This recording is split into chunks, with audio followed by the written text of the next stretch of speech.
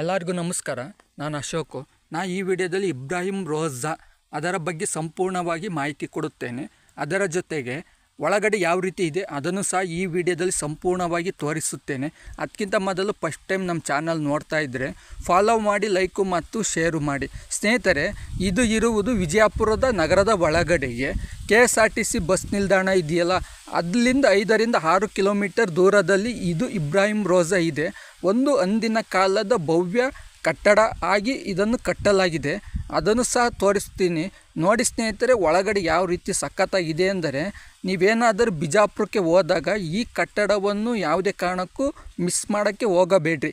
ಏಕೆಂದರೆ ಕೆಲವರು ಹೇಳೋ ಪ್ರಕಾರ ತಾಜ್ ಮಹಲ್ ಕಟ್ಟಿದಾರಲ್ಲ, ಅದು ಇಲ್ಲಿನ ಕಾಪಿ ಅಂತ ಕೆಲವರು ವಾದ. ಆ ಕಾರಣದಿಂದ ನಾನು ಒಳಗಡೆನೂ ತೋರಿಸುತ್ತೇನೆ.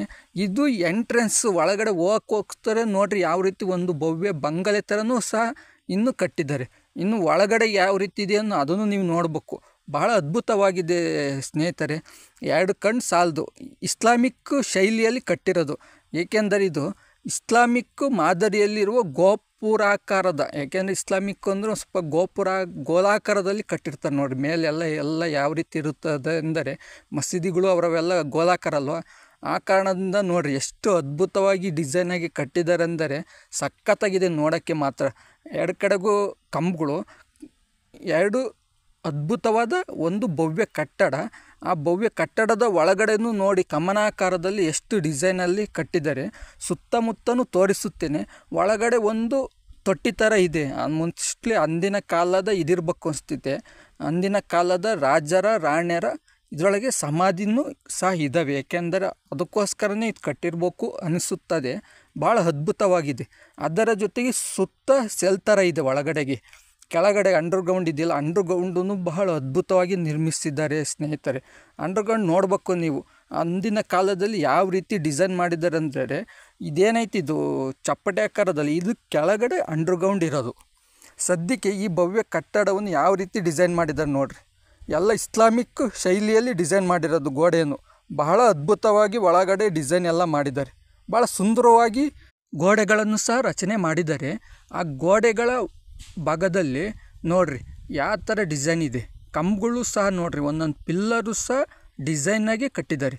ಅದರ ಜೊತೆಗೆ ಗೋಡೆಯ ಒಳಗಡೆಗೆ ಅವ್ರದ್ದೇ ಆದ ಒಂದು ಶೈಲಿಯಲ್ಲಿ ಇಸ್ಲಾಮಿಕ್ಸ್ ನೋಡಿ. ಗೋಪುರದ ಒಳಗಡೆನೂ ಯಾವ ರೀತಿ ಡಿಸೈನ್ ಐತೆ.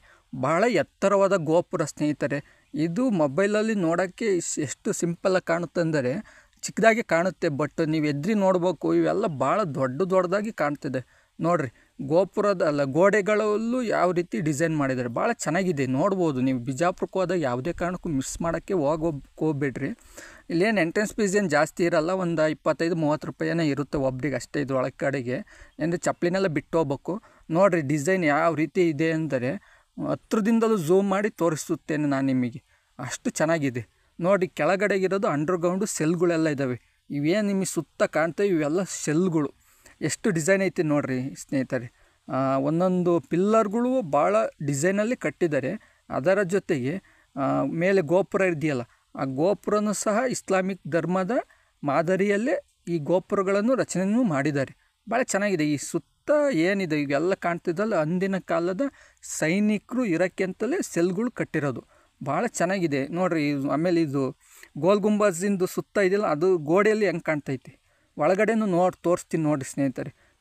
ಅದರ ಜೊತೆ ಈ ಗೋಡೆಯಲ್ಲಿ ಉರ್ದು ಭಾಷೆಯಲ್ಲಿ ಏನಪ್ಪ ಇರ್ಬೇಕು ಅನಿಸ್ತೈತೆ. ಅಂದಿನ ಕಾಲದ ಉರ್ದು ಭಾಷೆಯನ್ನು ಸಹ ಬರೆದಿದ್ದಾರೆ ಗೋಡೆಗಳ ಮೇಲೆ. ಡಿಸೈನು ಅದೇ ರೀತಿಯೂ ಇದೆ. ಕಮನಾಕಾರದಾಗ ಐತೆ. ಕಿಟಕಿಗಳು ನೋಡಿರಿ, ಇವೆಲ್ಲ ಏನು ಮುಂದೆ ಫ್ರಂಟಾಗಿ ಕಾಣ್ತೈತೆ ನಿಮಗೆಲ್ಲ ಎಲ್ಲ ಉರ್ದು ಭಾಷೆಯಲ್ಲಿ ಬರೆದಿರೋದು. ನೀವು ಹತ್ರಕ್ಕೆ ಹೋದಾಗ ಮಾತ್ರ ಭಾಳ ಕ್ಲಿಯರಾಗಿ ಕಾಣುತ್ತೆ. ಉರ್ದು ಭಾಷೆ ನಿಮಗೆ ಏನಾದ್ರು ಬಂದರೂ ಓದ್ಬೋದು ಅಷ್ಟು ಸ್ವಲ್ಪ. ಅಂದಿನ ಕಾಲದ ಉರ್ದು ಭಾಷೆ ಇದೆಯಲ್ಲ, ಅದರೊಳಗೆ ಎಲ್ಲ ಗೋಡೆಗಳ ಮೇಲೆ ಎಲ್ಲ ಬರೆದಿದ್ದಾರೆ. ಯಾಕೆಂದರೆ ಎಷ್ಟನೇ ಶತಮಾನದಲ್ಲಿ ಕಟ್ಟಿರೋದು, ಯಾರು ಕಟ್ಟಿರೋದು ಎಲ್ಲವನ್ನೂ ಸಹ ಗೋಡೆಗಳ ಮೇಲೆ ಬರೆದಿದ್ದಾರೆ ಉರ್ದು ಭಾಷೆ. ಇವೇನು ಕಾಣ್ತಿದ್ದೀವಿ ಇವೆಲ್ಲ ಸೆಲ್ಗಳು ಸ್ನೇಹಿತರೆ. ಅಂದಿನ ಕಾಲದಲ್ಲಿ ಸೈನಿಕರು ಇರೋಕ್ಕೆಂತ ಕಟ್ಟಿರೋ ಸೆಲ್ಗಳು ಅಂತೀವೆಲ್ಲ. ಸೈನಿಕರು ಇದ್ರೋ ಇನ್ಯಾವುದಕ್ಕೆ ಒಟ್ಟು ಗೊತ್ತಿಲ್ಲ. ಇವು ಅಂಡರ್ಗ್ರೌಂಡ್ ಸೆಲ್ಗಳು ಇವೆಲ್ಲ ಒಳಗಡೆಗೆ. ಅದರ ಜೊತೆಗೆ ಇದೇನೈತಿ ಇಬ್ರಾಹಿಂ ರೋಜಾ ಇದೆಯಲ್ಲ, ಇಬ್ರಾಹಿಂ ರೋಜಾದ ಕೆಳಗಡೆಗೂ ಒಂದು ಅಂಡರ್ಗ್ರೌಂಡು ಸೆಲ್ಗಳು ಇದ್ದಾವೆ. ನೋಡಿರಿ ಸ್ನೇಹಿತರೆ, ಇವು ಇಬ್ರಾಹಿಂ ರೋಜಾದ ತಳಭಾಗ. ಇದು ಯಾವ ರೀತಿ ಈ ಕಲ್ಲುಗಳ ಮೇಲೆ ನಿರ್ಮಿಸಿದ್ದಾರೆ ಅಂದರೆ ನೋಡಿರಿ, ಇಲ್ಲಿ ಒಬ್ಬ ಮನುಷ್ಯ ಆರಾಮಾಗಿ ನಡ್ಕೊಂಡು ಹೋಗ್ಬೋದು ಅಂಥ ಅಂಡರ್ಗ್ರೌಂಡು. ಅದರ ಜೊತೆಗೆ ಇದ್ರ ಒಳಗಡೆಗೂ ಸೆಲ್ಗಳಿದ್ದಾವೆ ಸ್ನೇಹಿತರೆ. ನೀವು ನೋಡಬೇಕು ಈ ಒಳಗಡೆ ಹೆಂಗಿದ್ದಾವೆ ಅಂದರೆ, ಒಂದು ಸೆಲ್ಗಳು ಈ ನಮ್ಮಲ್ಲೆಲ್ಲ ಅಂಡರ್ಗ್ರೌಂಡ್ ಸೆಲ್ಗಳು ಅಂತಾರಲ್ಲ, ಈಗ ಇದೇ ಮಾದರಿಯಲ್ಲಿ ಅಂಡರ್ಗ್ರೌಂಡ್ ಸೆಲ್ಗಳು ಇತ್ತೀಚೆಗೆ ಕಟ್ತಿರೋದು. ಅಂದಿನ ಕಾಲದಲ್ಲಿ ಅಂಡರ್ಗ್ರೌಂಡ್ ಸೆಲ್ಗಳು ಹೆಂಗಿದ್ವು ಅಂದರೆ ಎಲ್ಲ ಈಗ ಏನು ಮಾಡಿದ್ದಾರೆ, ಎಲ್ಲ ಒಳಗಡೆ ಹೋಗಿ ಹಾಳು ಮಾಡ್ತಾರೆ ಅಂತ ಎಲ್ಲ ಕಬ್ಬಿಣದಿಂದ ಫುಲ್ಲು ಮುಚ್ಚಿದ್ದಾರೆ ಸ್ನೇಹಿತರೆ. ಯಾರನ್ನೂ ಒಳಗೆ ಬಿಡ್ತಾಯಿಲ್ಲ. ನೀವೇನಾರು ಹೋದಾಗ ಇದನ್ನ ಯಾರೂ ನೋಡಲ್ಲ, ನಾನು ತೋರಿಸ್ತಾ ಇದ್ದೀನಿ. ಏಕೆಂದರೆ ಇಬ್ರಾಹಿಂ ರೋಜಾ ಮೇಗ್ಲದ್ದು ನೋಡ್ತಾರೆ, ಇದು ಕೆಳಗ್ಲದ್ದು ಯಾರೂ ನೋಡಲ್ಲ. ಸುಮ್ಮನೆ ಮೇಗ್ಲದ್ದು ನೋಡ್ಕೊಂಡು ಒಂದು ರೌಂಡ್ ಮೇಲಿಂದಲ್ಲಿ ನಿಂತ್ಕೊಳೋದು, ಎಲ್ಲದು ನೋಡೋದು, ಒಂದು ಅರ್ಧ ಗಂಟೆ 1 ಗಂಟೆ ಟೈಮ್ ಪಾಸ್ ಮಾಡೋದು, ಫೋಟೋ ಗೀಟ ತಗೊಳೋದು, ಹೋಗ್ತಾರದು. ಅವೆಲ್ಲ ಹೋಗಿ ಮಾಡ್ತಾರೆ. ಇಂಥ ಅಂಡರ್ಗ್ರೌಂಡ್ ಸೆಲ್ಗಳು ಮಾತ್ರ ಯಾರೂ ನೋಡೋದಿಲ್ಲ, ಅಬ್ಸರ್ವ್ ಮಾಡೋದಿಲ್ಲ. ಅದು ಯಾರು ಗೈಡ್ ಇದ್ದರೆ ಅವ್ರೊಂಚೂರು ತೋರಿಸ್ತಾರೆ ಅನ್ನೋದು ಬಿಟ್ಟುಬಿಟ್ರೆ, ಅವ್ರೊಂಚೂರು ಮಾಹಿತಿ ಕೊಡ್ತಾರೆ ಅನ್ನೋದು ಬಿಟ್ಟುಬಿಟ್ರೆ ಮತ್ತೇನೂ ಇಲ್ಲ. ಆ ಕಾರಣದಿಂದ ನಮ್ಮ ವಿಡಿಯೋ ಪೂರ್ತಿ ನೋಡಿರಿ. ಇವೆಲ್ಲ ಸೆಲ್ಗಳು, ಅವಾಗಿನ ಕಾಲದ ಸೆಲ್ಗಳು ಯಾವ ರೀತಿ ಇದ್ದಾವೆ ನೋಡಿರಿ. ಮೋಸ್ಟ್ಲಿ ಅವೆಲ್ಲ ಕಲ್ಲಲ್ಲಿ ಕಟ್ಟಿದ್ದಾರೆ ನೋಡಿರಿ. ಭಾಳ ಇನ್ನೂ ಸಾವಿರಾರು ವರ್ಷ ಆದರೂ ಏನೂ ಆಗಲ್ಲ, ಅಷ್ಟು ಗಟ್ಟಿಮುಟ್ಟಾಗಿದ್ದಾವೆ ಸ್ನೇಹಿತರೆ. ನೋಡ್ಬೋದು, ನೀವೇನಾದರೂ ಬಿಜಾಪುರಕ್ಕೆ ಹೋದಾಗ ಇದೊಂದು ನೋಡೋಂಥ ಅದ್ಭುತವಾದ ಒಂದು ಕಟ್ಟಡ. ಇದು ಅವತ್ತಿನ ಕಾಲದ ಭವ್ಯ ಕಟ್ಟಡಗಳು ಇವೆಲ್ಲ ನೋಡಿರಿ. ಇವೆಲ್ಲ ಇಬ್ರಾಹಿಂ ರೋಜಾದ ತಳಭಾಗದ ಇದು ಜಾಗ ನೋಡ್ರಿ. ಆದರೂ ಜನಗಳು ಕಿಡಿಗೇಡಿಗಳು ಗೋಡೆಗಳ ಮೇಲೆ ಏನೇನೋ ಬರೆದಿರ್ತಾರೆ. ಉಳಿಸ್ಬೇಕು ಅನ್ನೋದು ಕಾಮನ್ ಸೆನ್ಸ್ ಇಲ್ಲ ಜನಗಳಿಗೆ. ನೋಡು, ಆದರೂ ಗೋಡೆಗಳ ಮೇಲೆ ಏನೇನೋ ಬರೆದಿರ್ತಾರೆ. ಸ್ವಲ್ಪ ಫ್ರೀ ಕೊಟ್ರೆ ಸಾಕು, ಏನೇನೋ ಬರೆದು ಕೆತ್ತಿಕ್ಕಿ ಹೋಗ್ತಾರೆ. ಇವೆಲ್ಲ ಏನು ಸೆಲ್ಗಳು, ಸುತ್ತ ಸೈನಿಕರು ಇರೋಂಥ ಸೆಲ್ಗಳು.